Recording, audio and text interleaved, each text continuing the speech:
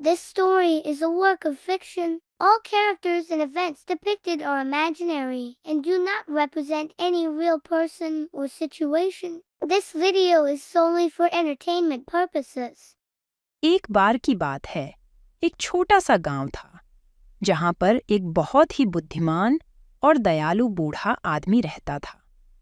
बूढ़ा आदमी का नाम था रामदास। रामदास बहुत ही गरीब थे, लेकिन फिर भी वह हमेशा दूसरों की मदद करते थे। एक दिन रामदास गांव के जंगल में टहल रहे थे।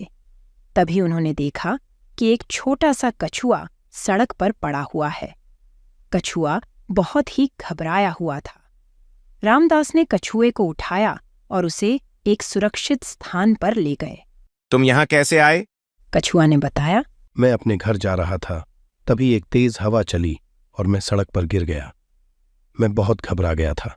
रामदास ने कछुए को कहा, तुम चिंता मत करो, मैं तुम्हें तुम्हारे घर छोड़ दूंगा। रामदास कछुए को उसके घर छोड़ने गए। कछुए का घर जंगल के एक बहुत ही सुनसान इलाके में था। रामदास को कछुए के घर तक पहुंचने में बहुत देर हो गई।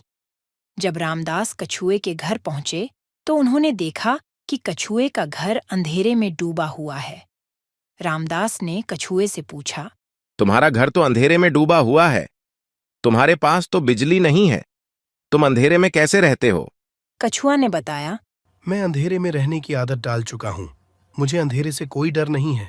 रामदास ने कछुए को बताया, तुम्हारे घर में बिजली नहीं है तो तुम कैसे पढ़ते हो? कछुआ ने बताया, मैं अंधेरे में भी पढ़ सकता हूँ। मैं अपने मन में चित्र बना लेता हूँ और फिर उस चित्र को पढ़ लेता हूँ। रामदास को कछुए की बातें बहुत ही आश्चर्यजनक लगीं। उन्होंने कछुए से पूछा, तुम ऐसा कैसे कर सकते हो? कछुआ ने बताया, मैं बचपन से ही अंधा हूँ, इसलिए मुझे अंधेरे में रहने की आदत पड़ गई है। रामदास ने कछुए को कहा।